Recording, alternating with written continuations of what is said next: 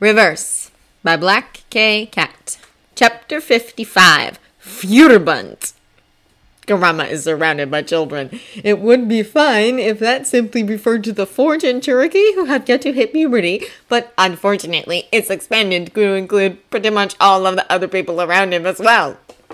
Case in point, Kushina and Kakashi are both the Soul King. It's conceivable that Kurama could take the initiative here and act like an adult. He could possibly step in, continue Naruto's legacy of sticking his nose into anything even vaguely resembling a problem. But to be completely honest, Kurama would rather eat mud. If they want to dance around problems and ignore them and stew in their own angst, that's none of Kurama's business anyway. Humans are stupid, he says with conviction. Fu, who is currently sprawled out with her head on his thigh, giggles a little. Does that mean you think we're stupid, Kurama-ni? She asks, curious, rather than offended. Kurama rolls his eyes at her. You don't count. Chome might be an overgrown bumblebee, but she's a Biju. She's got at least a little common sense, and it's infected you by proxy. Me too! Naruto wants to know, leaning forward where he's perched on Kurama's shoulder, hands fisted in Kurama's hair. He pulls a little and Kurama grunts at him in warning. Instantly he loosens his grip, though he doesn't stop trying to peer at Kurama's face upside down. Brat, Kurama tells him, exasperated. You gotta beat you, don't you? Of course you don't. Naruto cheers heavily, slipping a little to the side in his enthusiasm. Since this is hardly the first time it's happened, Kurama catches him with ease, pushing him back upright without disturbing Gaara, who's asleep in the crook of his arm. Naruto doesn't appear to notice, letting Kurama shove at him as he says cheerfully, I like being like other people! Kurama-ni, when we get back to Konoha, we should build a big house so we can all live there. Me, and you, and Mom, and Yugi-Toni, and Funi, and Gaara, and Fujini, and Momiji! Yugito smiles up at him even as she drags Fu's brush through her long hair. It would be nice to share a house, she says, a touch wistfully. I've never done that before. Me neither! Naruto agrees. The guy with the creepy face says he can make houses with his jutsus! We should ask him to do that for us! Kurama assumes he means Tenzo and has to snort softly at the name. Something's really no for change. Your mom might not go for that, he says, and the thought twinges, but he shoves the feeling down. She might want you all to herself, Kit. There's a moment of silence, and then Naruto huffs. Well, she can't have me! He declares, and the hands in Kurama's hair tighten a little bit. You're my Kurama-ni! So she needs to share! That's heartening to hear. It would be more heartening if Kushina agreed, but then Kushina is currently brooding under the cover of trying to redesign a chakra suppression seal that Orochimaru won't be able to wriggle out of and isn't paying attention to their conversation. Kurama kind of wants to tell her it's futile. They might have managed to capture Orochimaru when he was half dead of chakra exhaustion and bloodlust, but Tsunade fixed the latter in a fit of panic, and the hours since their fight have gone a long way towards fixing the former. Besides, the Orochimaru he remembers managed to survive 3 world wars and a good portion of Kaguya's apocalypse and slither out of any sort of justice at all over the solid 80 years he lived. Besides, Kabuto is still definitely a player in this game, and that's one game piece Kurama is going to make a point of waving in front of Orochimaru's face the moment Jiraiya stops hovering over his old teammate and goes back to mourning over Nagato. Favors owed by one of the most powerful shinobi in the elemental countries are nothing to sneeze at, and Orochimaru is going to be a hell of a lot more useful out of Konoha with one ear to the ground. Besides, Kurama may have had no love for Sasuke, but Naruto did. And for all the Uchiha brat had an unfailingly complicated relationship with his mentor, Orochimaru was still his teacher, and in the end Orochimaru managed to help them more than anyone thought he would, for Sasuke's sake. Maybe it doesn't have any bearing here and now, but Kurama can't just forget about it. We're not going to let anyone take us away, Fu says, just as stubborn as Naruto, wrapping her arms around Kurama's elbow as if daring the world to drive them apart. Even you can't make us leave, Kurama-ni. Yeah, Kurama growls, says, shaking her off and ruffling her hair. You say that like Chome wouldn't make my life living hell if I let you out of my sight. Fu laughs right then at me. Did you see me fly? She asks enthusiastically. She let me borrow her wings. It's so cool. I don't mind being a Jinchuriki if I get to fly like that. Kurama smiles a little crooked, even if he really does mean it. He's glad, but at the same time it makes him want to find everyone in her village and punch them in the face! And, on that note, Kakashi is ostensibly patrolling the perimeter of the camp with Tenzo and Itachi, keeping an eye out for Konan and Sasori, who managed to escape Mei and Roshi at the last moment.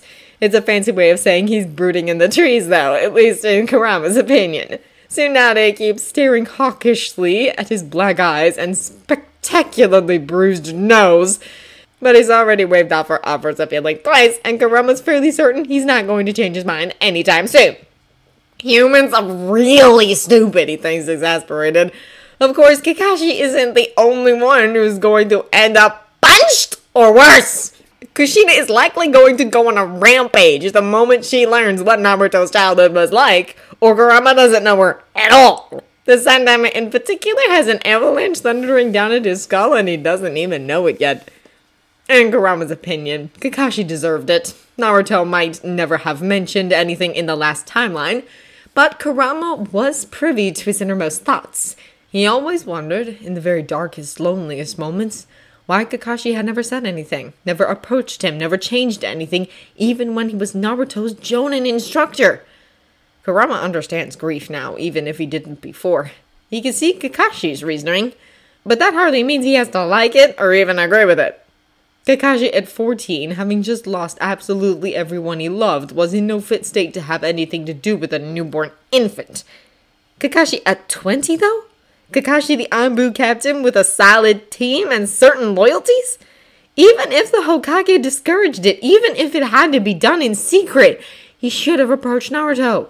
Should have made some effort to befriend him, if only in the memory of his parents and the kindness they gave Kakashi when he was orphaned. That would have been a good stepping stone had Kakashi done it. But he didn't. He stayed in the shadows, drowning in memories and grief, and Naruto was the one to suffer for it. Naruto is worth more than an existence as a shadow of regret and guilt. Taking a breath, Kurama drags his irritation back under control. Of course, even if he tried to stop her punching Kakashi, Kurama will have no compunctions about sitting back and laughing his butt off when Kushina turns her wrath on the rest of Konoha. Kakashi might have deserved it, but they sure deserve it a whole lot more. Kuramani? Yukito asks, watching him with sharp eyes. Kurama blinks out of his thoughts, meaning her gaze, and offers a reassuring smile. I'm fine, kitten. How are those scratches? Yukito glances down, distracted, and sets the brush on her knee so that she can steady her hands. The chakra-infused wood from Sasori's puppets managed to scrape off a bit of skin, but with the number she decimated, Kurama isn't surprised. Still, she flexes her fingers without a problem and says reassuringly, I'm fine, Kuramani. It was just superficial. Matatabi fixed it in a few minutes. Good. The word comes out a little gruffer than Kurama intended, but Yukito doesn't seem bothered. She hesitates, weighing her options, and then offers him the brush, a little shyly. Would you mind? She asks. I like the way you braid it. It's easy enough to shift Gaara to his lap instead of the crook of his arm, and Fu is mostly out of the way already. Kurama takes the brush as Yukito twists around to put her back to him and pulls the blonde strands free of her shoulders. He doesn't point out that she's done most of it herself and hardly needs his assistance because he's finding that he really doesn't mind. Somewhere, somewhen, his Naruto is definitely laughing at him. When are we going to get to Konoha? Fu asks, one orange gold eye cracked open to watch the slide of the hairbrush, the other closed. When Kurama's elbow glances past her nose, she huffs and squirms back, shoving her head back into his stomach. Kurama grunts more because it neatly doubles as a sound of annoyance than because she's knocked the wind out of him. Probably tonight, if Fuji and Momiji don't mind carrying the invalids.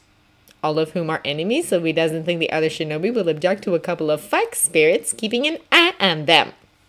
The pile of fur on Kurama's left heaves. There's a yelp, an annoyed snarl, a shriek, and Fuji wiggles out of it with the bright, Of course we don't, Kurama-sama. Momiji, looking a great deal more annoyed and a lot more tired, struggles partly upright from where Fuji knocked him, narrowing his eyes at his sister. "Keep your enthusiasm to yourself," he huffs. "Some of us were actually useful at banishing the animal past summons and need to rest." "Some of us are credit hogs," Fuji retorts, her tails bristling. "I totally helped. You can't cast an illusion to save your hide, so I had to save it. More than once." "Distraction," says Momiji primly, "is not the same as banishment." With a high, warbling snarl, Fuji lunges for Momiji, crashing into him and bowling him over backwards. Kurama rolls his eyes as they devolve into a wrestling match and tells Fu, "Probably tonight." She laughs at him because she has no sympathy for all the crap he has to put up with and nudges her head into his stomach again as he starts braiding Yugito's hair. "You've had practice at this," Tsunade says, amused, as she settles against one of the trees beside their spot. When Kurama glares at her, she just raises one brow, tips her head at Yugito's braid, and says, "Can it, shortcake?" Kurama's glare turns into a scowl, and he ties off the plate with a huff. "Shut up, hag. Are we leaving yet?" Tsunade's smirk says she sees his offense and finds it amusing. "Sen, Orochimaru is fine to travel now, and there's nothing I can do to help Nagato without shoving a good portion of my chakra into him, which I'm not about to try while he's an enemy, no matter how many times Jiraiya asks." Sensible people make Kurama happy, even when they come wrapped up in annoying packages. Forgiving an enemy is one thing, and he'd gotten used to it over the years with Naruto, who was positively idiotic about some of his opponents. Though, of course, Kurama probably doesn't have much of a leg to stand on there, seeing as he was one of the brat's enemies. Tsunade is reasonable, though. It's one of the reasons she made such a good Hokage, and Kurama appreciates it a hell of a lot right now. Not that he's going to tell her that. "You're okay with bringing the snake back?" he asks, testing. Kind of confusing that you'd overcome that deathly fear of blood for him, and then turn around and shove him at Konoha to be executed. Tsunade's mouth tightens, and she looks away. "Orochimaru made his choices," she says, and is halfway to a sigh. "Besides, Sarutobi is wily, and Orochimaru is valuable because of his skills. I doubt it will come to execution." It won't, Kurama is sure, if not for the reason she thinks. Humming a little and hoping it sounds non-committal, Kurama touches Yukito's arm and tells her, "Done, kitten." Against his shoulder, Gaara makes a sleepy noise and curls closer. It takes a minute to adjust him more comfortably, and when Kurama looks up, Tsunade is watching him with a soft sort of amusement. Unsure what else to really do, he glares, and she snorts indelicately. "Go talk sense in here, sister," she tells Kurama, rising to her feet. "The Hokage break might have neglected the kid, but Jiraiya and Sarutobi are even more at fault. Make sure she remembers that." "Why bother?" Kurama asks crankily. "Once we get to Konoha, she'll realize the list of people she needs to punch is about 4 feet long and snap out of it on her own." Tsunade rolls her eyes at him. "Of course she will, but if you're dragging me back into the damn village, I'd like to be sure it's going to remain standing for longer than a day, at least while I'm inside it. You might have the temper of a mangy fox with its tail caught in a trap." "Excuse you," Kurama sputters, deeply offended. Without seeming to notice the interruption, Tsunade breezes on. "But Kushina's is 10 times worse, even for an Uzumaki. So talk to her, shortcake." "I hate you," Kurama tells her, baring his teeth at her. "You're an ugly old hag, and when Sarutobi forces you to take the hat, I'm going to laugh at you."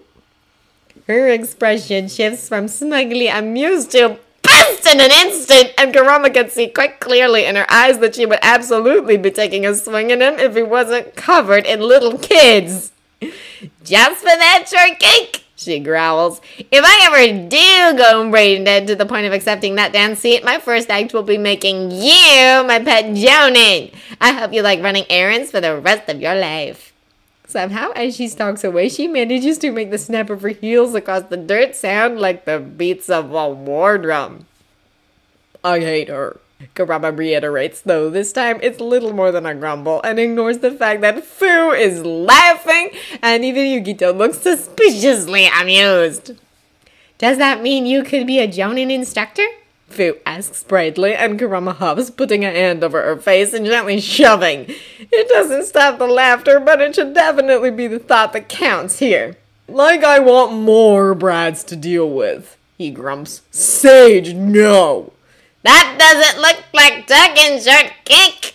Tsunade shouts warning in her voice. Crone! Kurama snarls back, but he puts a hand on Naruto's foot, resettles Gaara a little more securely, and rolls his eyes. Sweetheart, I'm going to need that leg. Fu huffs a little, but she lets Yugito take her hands and pull her to her feet so that Kurama can stand.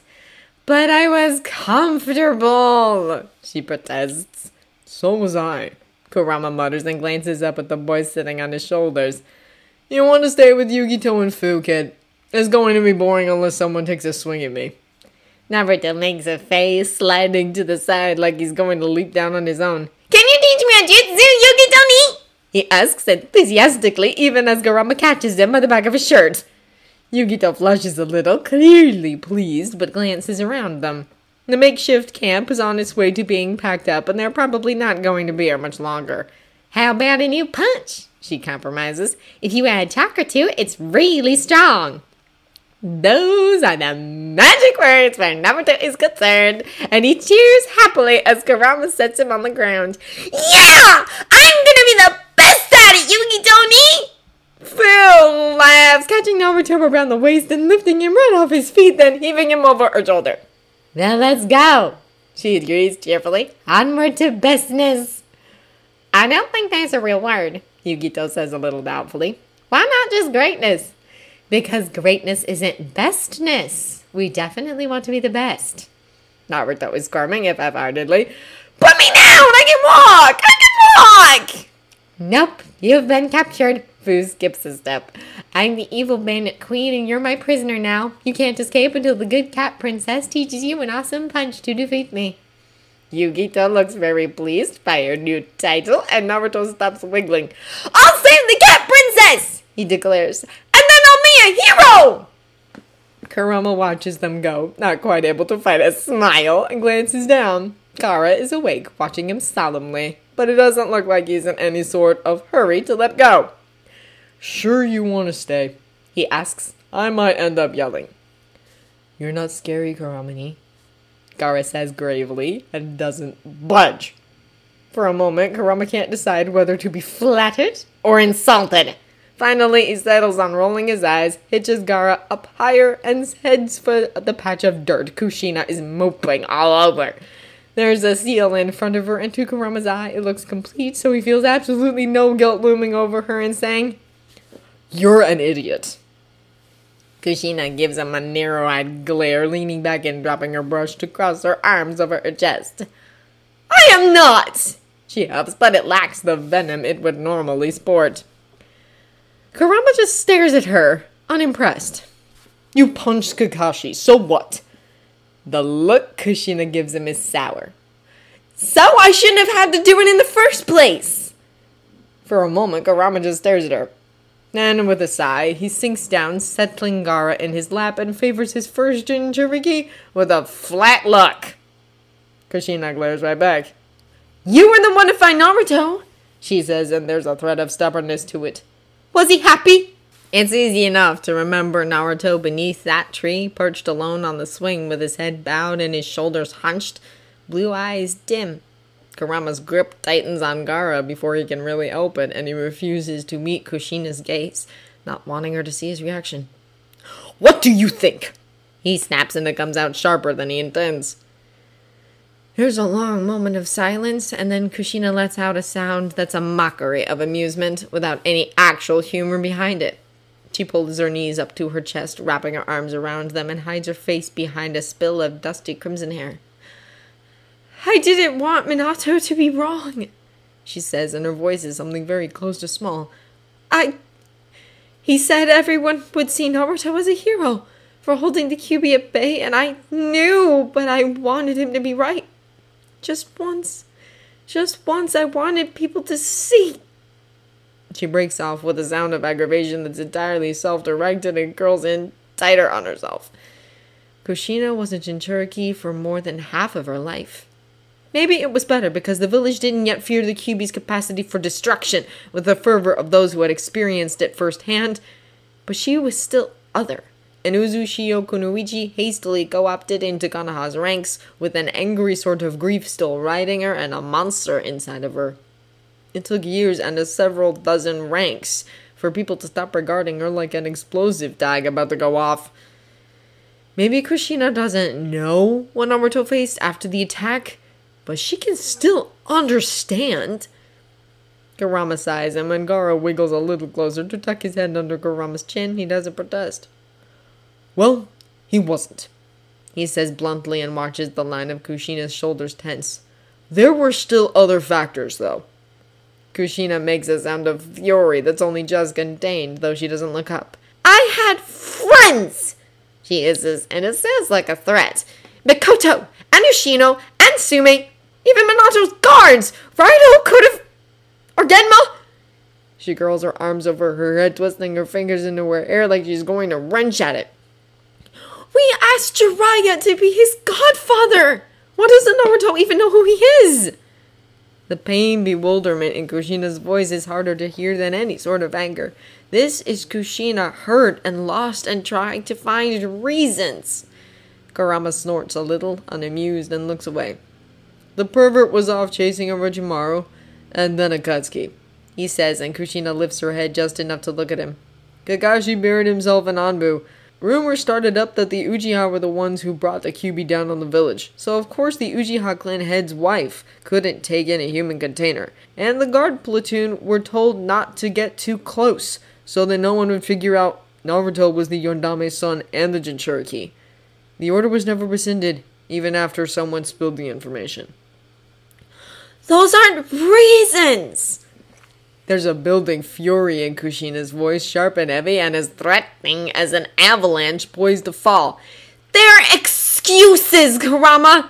People only have excuses when they know they've done the wrong thing and don't want to be blamed for it! Kurama gives her a grin that's all teeth and no humor. I never said I accepted them. I just know them. That makes Kushina huff out something that's almost a laugh, and she sits up a little, shoving her hair back behind her ears. Her eyes drop, and she closes them briefly, breathing deeply. It hurts, she confesses, and some of her bewilderment is back. Minato and I tried to be a family to Kakashi after Sakamo killed himself. We did everything we could not to let him grow up alone. Why couldn't he do the same for Naruto? Jiraiya knew we wanted Naruto to be happy, and he doesn't even have the excuse of being a grieving teenager. He could have taken Naruto with him if he really wanted to. Sarutobi could have raised Naruto too. He didn't have to leave my son to grow up completely alone! She snarls in barely contained fury and slams a fist down into the ground. Kurama eyes the small crater, then his former Jinchuriki. Tsunade wanted me to talk you out of leveling the village, when we get there, he says, and lets a little bit of his amusement at the order show. Kushina blinks, then laughs. She didn't figure out that you're going to be leveling it too? She asks. I think she's been drinking too much, you know? Snorting, Kurama shifts Gaara a little, checking on the boy, and sees his eyes closed again, his breathing slow and steady. Another glance around them shows that there's no one close enough to eavesdrop so long as they keep their voices low, so Kurama takes a breath and says, You're playing along. I didn't think you would. For a moment, Kushina doesn't say anything. Then she hums, carefully careless, and offers, Minato split the Kyuubi's chakra in half, you know? He was the best with seals after Mito died, but there was lots of stuff going on. Half went into Naruto, but the rest? A pause, and when she looks up, she's smiling just a little. It's kind of cool that you look like an Uzumaki, and if you want to be one, I'm okay with that. I'm Glen Head now, and if I say you're my little brother, no one can say you're not, you know? Kurama stares at her for a moment, trying to wrap his brain around that, and as far as explanations that avoid time travel go, that is absolutely the best he's heard. Not quite a Jinchuriki.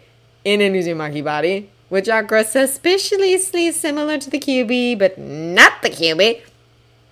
Kushina is a genius and she doesn't even know it. That she believes it is even better.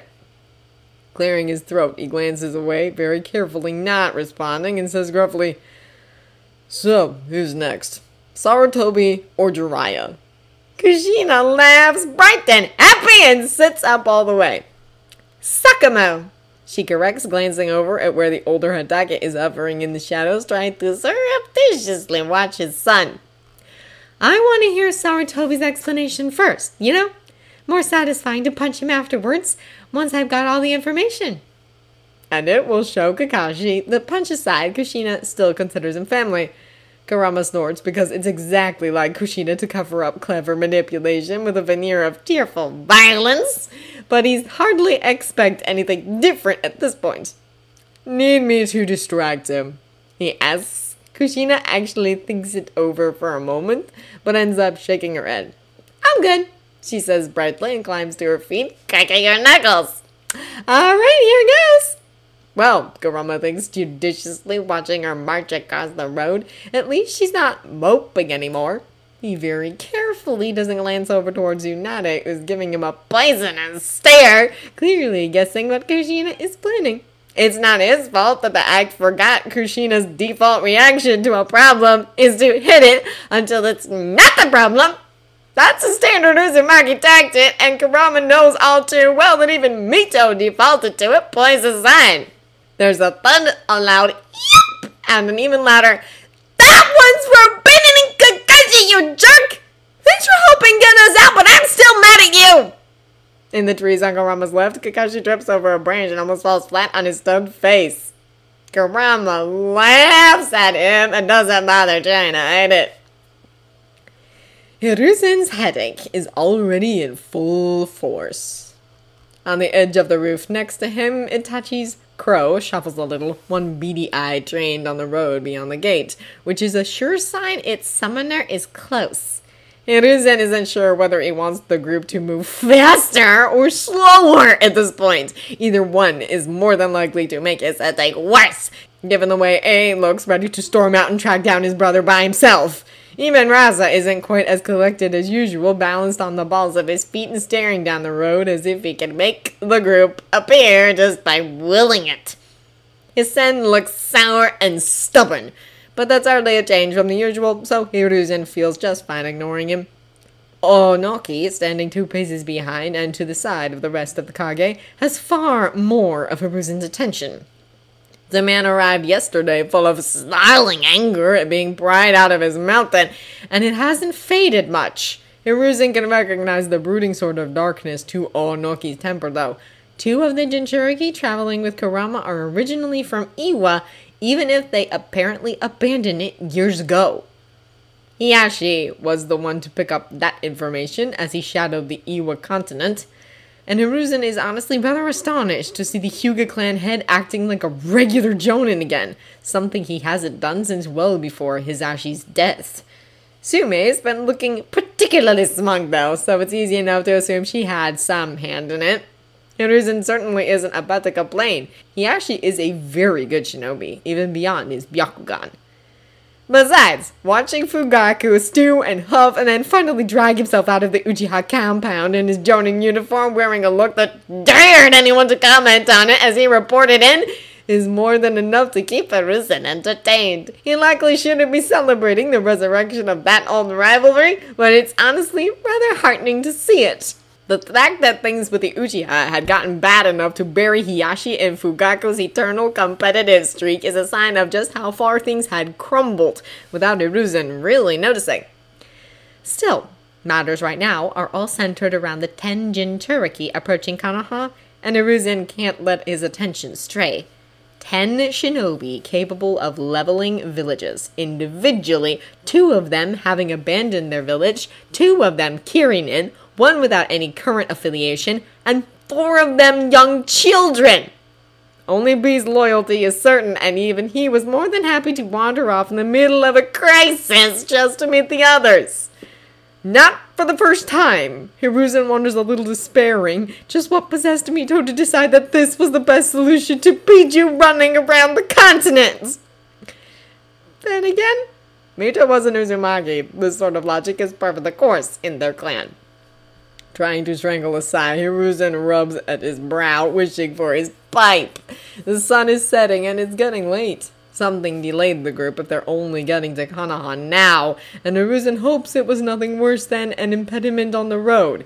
He hasn't received any reports, which is either a good sign or a very bad one.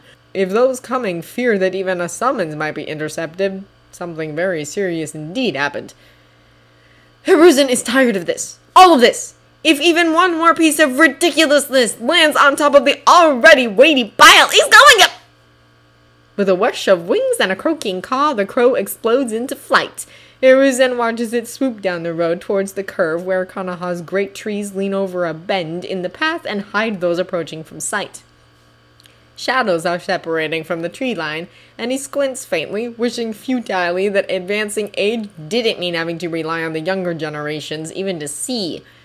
It's a large group though, and the figure at the front is carrying a familiar hook-ended staff. No one but Yagura has ever used such a weapon that Hiruzen can remember, so he steps forward ready to greet the Mizukage as soon as he's close enough. Red hair catches his attention before he can even open his mouth. It's not simply Kurama, though he's part of it. Not Roshi of the lava release either, because he's further back in the line. Long red hair, almost ankle length, framing a laughing, teasing face he hasn't seen in 6 years. A face he watched be buried in the aftermath of the Kyuubi attack. A face he mourned like a lost daughter and... Oh gods, Hiruzen says faintly, but absolutely out loud, because the entire collection of Kage and Headman behind him needs to know how very screwed they're about to be. Sarutobi? Rasa asks, concerned, and there's the faint sound of steps behind him. Hiruzen resists the urge to tell them he's retiring then and there, and really, if anyone was able to come back from the dead to display just how misguided some of his choices have been, of course it would be Uzumaki Kushina! He's not even sure why he's surprised! And that is absolutely, uncontestably Tsunade walking right behind the Uzumaki siblings. Hiruzen wonders if there's a word in any language to encompass the strange mix of joy and overwhelming horror he feels right now.